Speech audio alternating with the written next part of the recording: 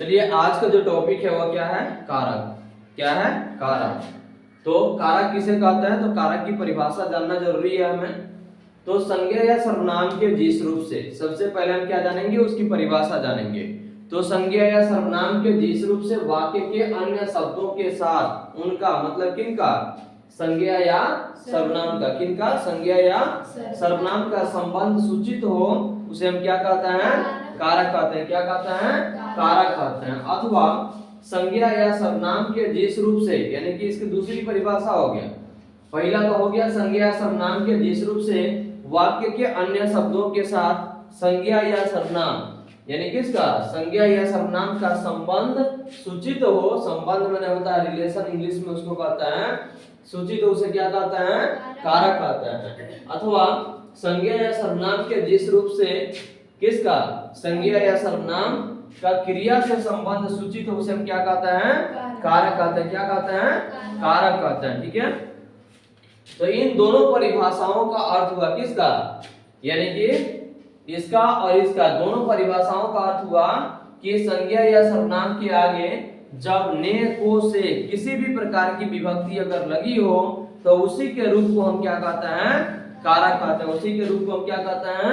कारक कहते हैं। क्या कहते हैं? कारक कहते हैं। अगर प्रश्न पूछे कि कारक के कितने प्रकार होता है या कारक के कितने भेद होता है तो क्या बोलिएगा? कारक के 8 भेद होता है। कितना भेद? 8 भेद होता है। कौन कौन? कर्ता, कर्म, कारण, संप्रदान, अपादान, संबंध, अधिकरण, मेपद और संबोधन। ठीक है। यह क्या हो गया? 8 हो गया। यह 8वां कारक हो गया और यह कारक की है क्या हो गया? विभक्ति चिन्ह हो गया।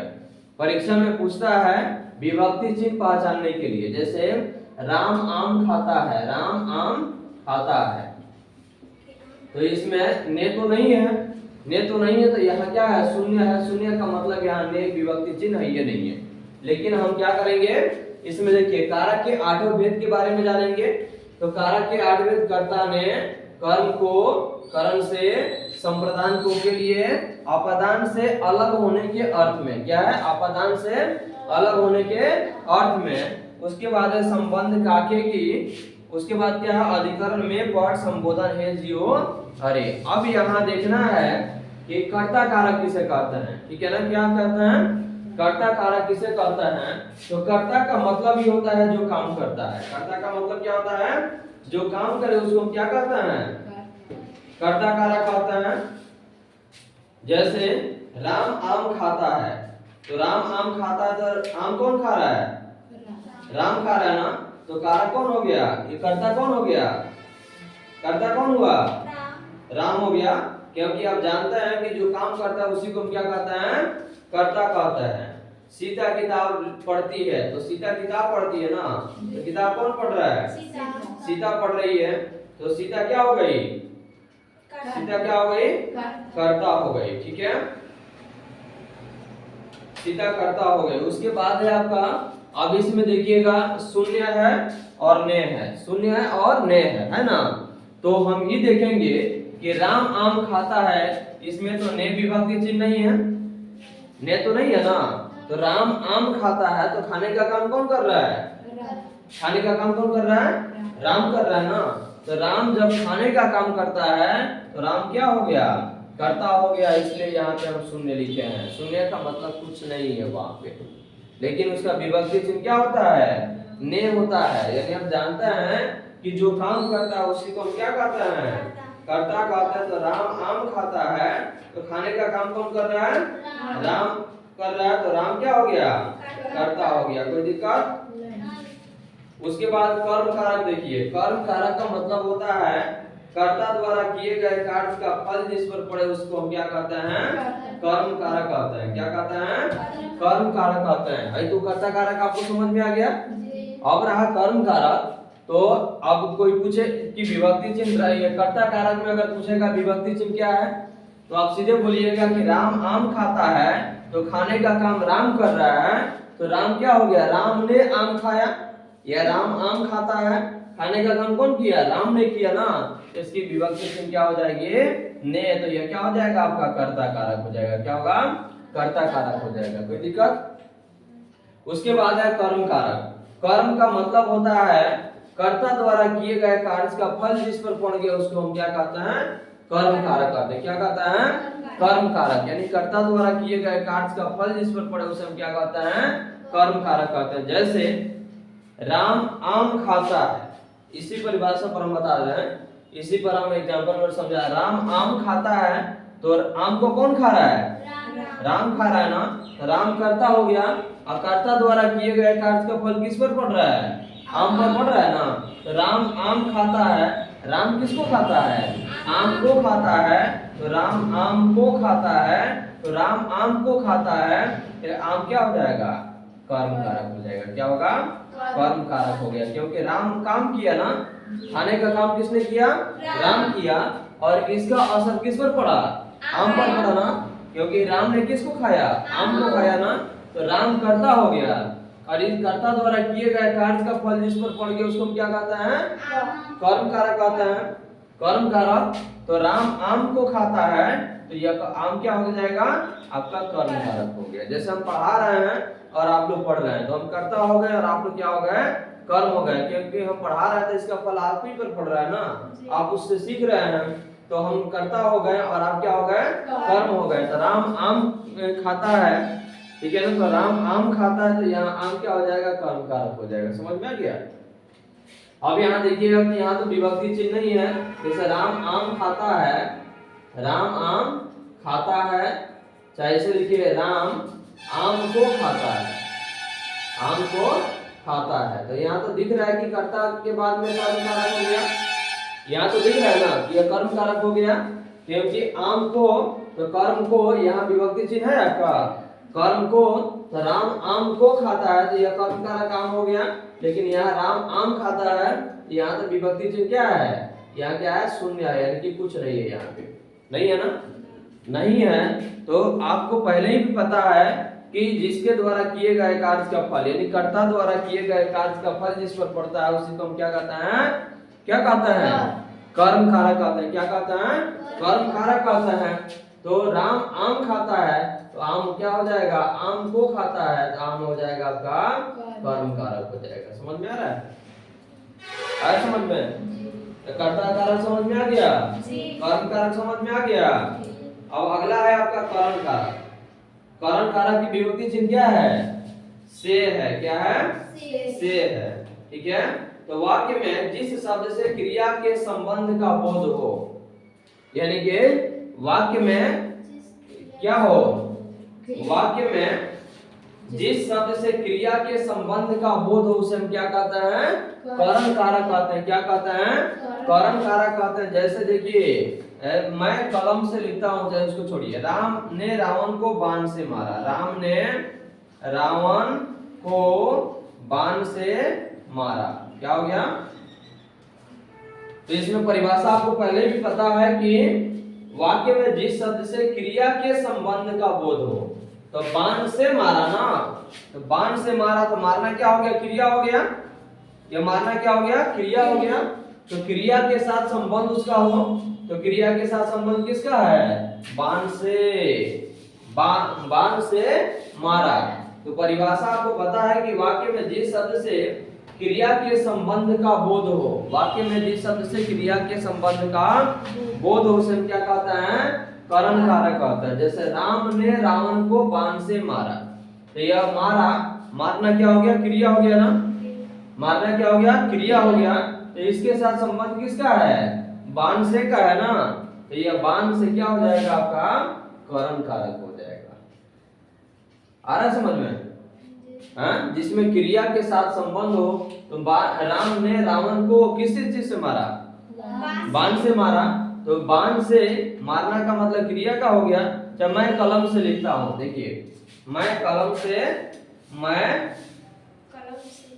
से लिखता हूं। आपको पता है लिखना क्या हो गया? क्रिया हो गया। और क्रिया के साथ संबंध किसका है? कलम का है। हम मैं किससे लिखता हूं? मैं कलम से लिखता हूं। तो लिखना क्रिया हो गया और क्रिया के साथ संबंध जिसका हो उसी को हम क्या कहते हैं? करण कारक कहते हैं। समझ में आ गया? जिस वाक्य का संबंध क्रिया के साथ हो उसे हम क्या कहते हैं? करण कारक कहते हैं। क्या कहते हैं? करण कारक कहते हैं। तो क्रिया जैसे लिखना हो गया, क्रिया क्या हो गया, लिखना हो गया, तो लिखना क्रिया हो गया, इसके साथ हम कलम से लिख रहे हैं ना, लिखने का काम किस से हो रहा है, कलम से हो रहा है। तो मैं कलम से लिखता हूं, तो कलम से आपका क्या हो जाएगा, सही हो जाएगा, आपका करण कारक हो जाएगा। समझ में आ रहा है, कर्ता कारक समझ में आ गया, कर्म कारक समझ में आ गया, और उसके बाद करण कारक आ गया समझ में, हाँ तो कर्ता हो गया, कर्म हो गया और करण हो गया। अब अगला है आपका संप्रदान कारक। क्या है, संप्रदान कारक। तो संप्रदान कारक का विभक्ति चिन्ह क्या है, को के लिए, संप्रदान को के लिए, यानी जिसके लिए कुछ किया जाए या जिसको कुछ दिया जाए, ठीक है ना, उसी को हम क्या कहते हैं, जिसके लिए कुछ किया जाए या जिसको कुछ दिया जाए उसको क्या कहते हैं, संप्रदान कारक कहते हैं, जिसकी विभक्ति चिन्ह क्या है, को के लिए। जैसे सोहन ने मोहन को रुपया दिया, ठीक है ना, सोहन ने मोहन को रुपया दिया, तो को के लिए देखिए यहाँ पे सोहन ने मोहन को रुपया दिया, समझिएगा ध्यान से, सोहन ने किसको दिया, मोहन को क्या दिया, रुपया दिया। तो जिसके लिए कुछ किया जाए या जिसको कुछ दिया जाए उसी को हम क्या कहते हैं, संप्रदान कारक कहते हैं। तो को के लिए, तो सोहन ने किसके लिए दिया, मोहन के लिए दिया ना, क्योंकि जरूरी किसको था, मोहन को था। तो जिसके लिए कुछ किया जाए या जिसको कुछ दिया जाए, जैसे हो गया कि मैं सोहन को किताब दिया, तो मैंने सोहन को किताब दिया, तो हमने किसको दिया, सोहन को दिया ना, किसके लिए, सोहन के लिए दिया। यानी कि माँ ने बच्चों के लिए खिलौने लाई, तो माँ ने बच्चों के लिए लाई ना, तो को के लिए जिसके लिए कुछ किया जाए या जिसको कुछ दिया जाए उसी को क्या कहते हैं, संप्रदान कारक। माँ ने बच्चों के लिए, देखिए यहाँ पे माँ ने किसके लिए, बच्चों के लिए क्या ले आई, खिलौने लाई। माँ ने बच्चों के लिए खिलौने लाई, तो माँ ने किसके लिए लाई, बच्चों के लिए लाई ना, यह बच्चों के क्या हो गया, आपका संप्रदान कारक हो गया। क्या हो गया, संप्रदान कारक हो गया, क्योंकि बच्चों के लिए माँ लाई ना, अपने लिए तो नहीं लाई, वो बच्चों के लिए लाई।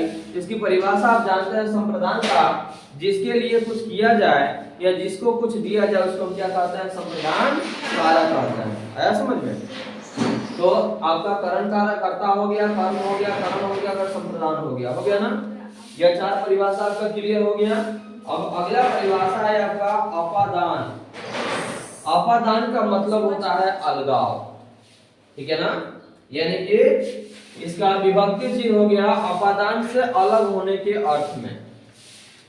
किसी व्यक्ति के या वस्तु के अलगाव का बोध हो उसी को हम क्या कहते हैं, अपादान कारक कहते हैं। क्या कहते हैं, अपादान कारक कहते हैं। जैसे संज्ञा सर्वनाम के जिस रूप से या संज्ञा के जिस रूप से किसी वस्तु के अलग होने का भाव प्रकट हो उसे हम क्या कहते हैं, अपादान कारक कहते हैं। जैसे वृक्ष से पत्ता गिरता है, देखिए इसका अपादान कारक, पेड़ से क्या गिरता है, पत्ता गिरता है। बताइए पेड़ हो गया, क्या संज्ञा हो गया, और संज्ञा से अलगाव हो रहा है किसका, पत्ता का, क्योंकि पेड़ से पत्ता गिरता है ना, तो गिर जाने के बाद क्या वो सटेगा फिर जा करके, क्या पेड़ में लगेगा, नहीं लगेगा ना। तो संज्ञा के जिस रूप से यानी कि किसी व्यक्ति या वस्तु के अलगाव का बोध हो उसी को हम क्या कहते हैं, अपादान कारक कहते हैं। क्या कहते हैं, उसको अपादान कारक कहते हैं। जैसे अलग होने के अर्थ में, अलग मैंने अलग हो गया, वो फिर दोबारा उसके साथ मिलेगा नहीं। जैसे इसके एग्जांपल हम दिए हैं, पेड़ से पत्ता गिरता है, तो पत्ता कहाँ से गिरता है, पेड़ से, तो पेड़ क्या हो गया, संज्ञा हो गया, और संज्ञा से अलग क्या हो गया, पत्ता हो गया। तो संज्ञा के से जो व्यक्ति या वस्तु जो अलग होता है उसी को हम क्या कहते हैं, अपादान कारक कहते हैं। समझ में आ रहा है ना। अपादान का मतलब ही होता है अलग होना। तो पेड़ से पत्ता गिर गया, तो पेड़ संज्ञा हो गया, पत्ता गिर गया, तो गिर जाने के बाद यह अलगाव हो गया ना, यह क्या हो गया आपका पेड़ से पत्ता गिरता है तो पेड़ से कर्म से कौन पत्ता अलग होता है, इसलिए हम इसको क्या कहते हैं अपादान कारक कहते हैं। समझ में आ गया? आ रहा समझ में? तो अगर कोई पूछे कि अपादान कारक किसे कहते हैं तो सीधे बोलिएगा कि संज्ञा के किसी व्यक्ति या वस्तु से अलगाव का बोध हो या प्रकट हो उसी को क्या कहते हैं अपादान कारक कहते हैं। अगर कोई नहीं समझ में आए किसी को तो बोलिएगा कि पेड़ से पत्ता गिर गया तो गिर गया तो अलग हो गया ना पेड़ से, तो पत्ता गिर गया तो कर्म से हो गया क्योंकि अलगाव हो गया वहां पे। कोई दिक्कत? उसके बाद है संबंध का की संबंध। संबंध मैंने अंग्रेजी में उसको हम क्या कहते हैं रिलेशन अंग्रेजी में कहते हैं, ठीक है, लेकिन हिंदी में उसको क्या कहते हैं संबंध कारक कहते हैं। क्या कहते हैं संबंध कारक कहते हैं। संबंध का मतलब होता है एक दूसरे का एक लगाव। क्या होता है एक दूसरे का लगाव। तो देखिए सबसे पहले इसका हम परिभाषा देखेंगे। संज्ञा या सर्वनाम के जिस रूप से अन्य शब्द के साथ संबंध या लगाव प्रतीत हो उसे हम क्या कहते हैं संबंध कारक कहते हैं। यानी संबंध का मतलब हो गया लगाव। जैसे राम की किताब, देखिए यहाँ पे संबंध, जैसे राम की किताब, राम की किताब, किताब किसकी है किसकी है राम की है, तो इसका लगाव हो गया ना। किताब से लगाव किसका है राम का है ना। तो का के की क्या हो जाएगा संबंध कारक हो जाएगा। का के की क्या हो जाएगा संबंध कारक हो जाएगा। कोई दिक्कत? तो अगर परिभाषा पूछे कि संबंध कारक किसे कहते हैं तो बोलिएगा संज्ञा या सर्वनाम के जिस रूप से किसी अन्य शब्द के साथ यानी किसी अन्य शब्द के साथ संबंध या लगाव प्रतीत हो उसे हम क्या कहते हैं क्या कहते हैं क्या कहते हैं संबंध कारक कहते हैं। जैसे सीता की बहन, सीता की बहन कौन है गीता है। तो सीता की संबंध किसका हो गया सीता का संबंध किसका है उसकी बहन से। कौन है उसकी बहन गीता है, ठीक है। तो सीता की बहन यह संबंध कारक हो गया। कोई दिक्कत? उसके बाद देखिए यहाँ पे अधिकरण कारक। अधिकरण कारक का मतलब होता है में पर इसका विभक्ति चिन्ह हो गया तो क्रिया या आधार को सूचित करने वाली संज्ञा या सर्वनाम के स्वरूप को क्या कहता है अधिकरण कारक कहता है। क्रिया या आधार को यानी कि आधार जहाँ सूचित हो उसी को हम क्या कहते हैं अधिकरण कारक कहते हैं। जैसे बताइए तो कुछ आप लोग अपने से बताइए तो परिभाषा। एक जैसे लड़के दरवाजे घूम रहे हैं, उस जगह पर एक सभा होने जा रही है, या मेज पर टेबल पर 4 सेब है। देखिए यार टेबल पर क्या है या टेबल पर सेब है तो सेब है कहाँ टेबल पर है ना। या टेबल पर सेब है तो यह आधार सेब का कौन है टेबल है क्योंकि टेबल पर रखा गया है ना। टेबल पर रखा गया है तो टेबल पर जब रखा गया तो सेब है संज्ञा नाम हो गया ना संज्ञा हो गया। या क्रिया के आधार को सूचित करने वाली संज्ञा सर्वनाम के स्वरूप को सेब कहाँ है टेबल पर है। कहाँ है टेबल पर है तो सेब का आधार क्या है टेबल है। तो क्या हो जाएगा यह आपका अधिकरण कारक।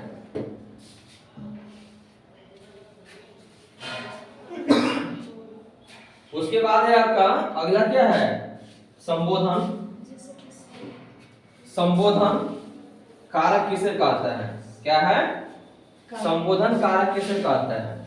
संबोधन का मतलब हो गया किसी को संबोधित करना, ठीक है ना। किसी को संबोधित करना अर्थात संज्ञा के जिस रूप से किसी के पुकारने या संकेत का भाव हो या किसी को बुलाने का। जैसे कि आम आदमी को हम लोग बुलाते हैं तो बुलाने के क्रम में अगर जो भाषा का प्रयोग हम लोग करते हैं या जिस भाषा से हम संबोधित करके उनको बुलाते हैं उसी को हम क्या कहते हैं संबोधन कारक कहते हैं। क्या कहते हैं संबोधन कारक। जैसे सुबह में देखे होइएगा लोग जगते हैं तो जगने के बाद में हे भगवान लोग कहता है।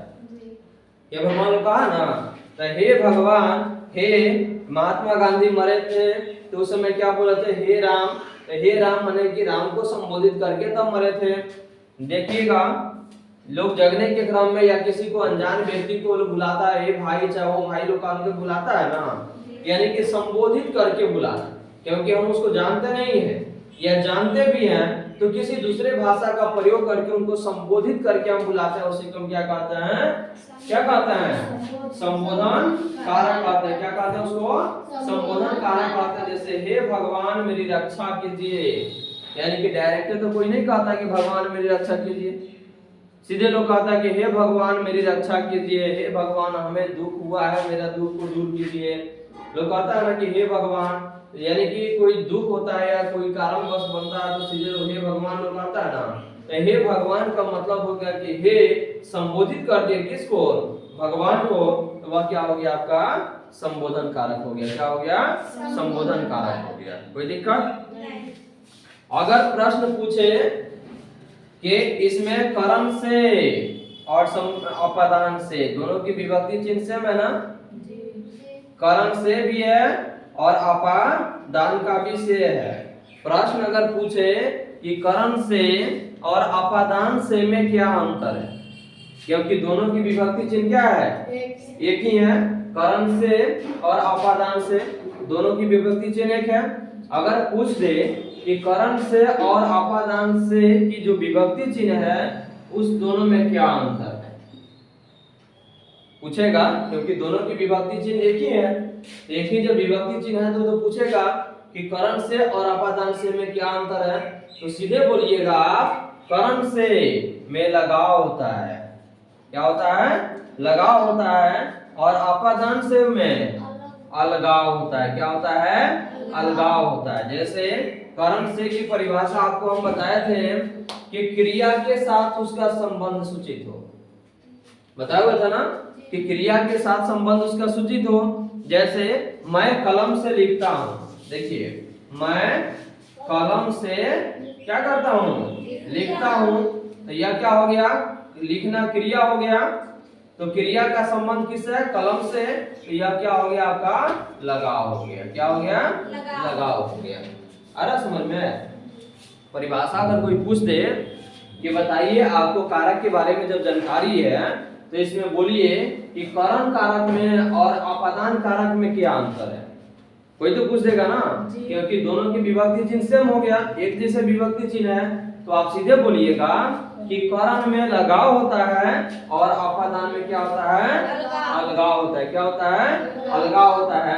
अगर कोई परिभाषा के साथ पूछे कि चलो बताओ एक उदाहरण बना करके बताओ, तो आप सीधे बोलिएगा कि मैं कलम से लिखता हूँ, लिखना क्रिया हो गया, और क्रिया के साथ संबंध संज्ञा सर्वनाम का होनी चाहिए ना, संज्ञा का संबंध क्रिया के साथ हो, तो कलम क्या हो गया, संज्ञा हो गया, नाम है तो संज्ञा हो गया ना।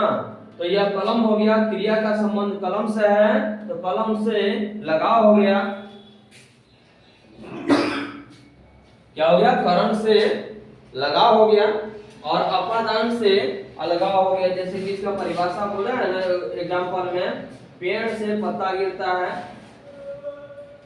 पेड़ से पत्ता गिरता है, तो बताइए हरी क्या हो गया, पेड़ हो गया ना। यह गिरता है, गिरने का काम किसने किया, यानी कि पेड़ से टूट गया, अलग हो गया, कोई दिक्कत, पेड़ से अलग हो गया।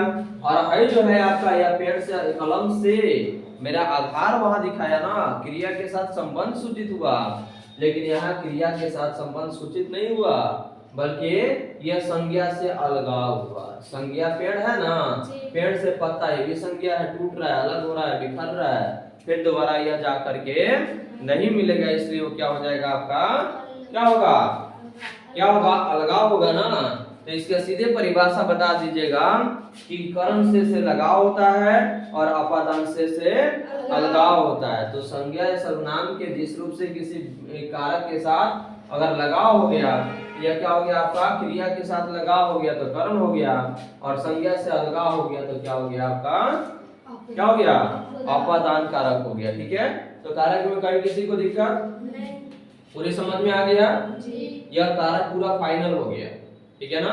और पूरी इसको अंत तक जरूर देखिए, समझिए।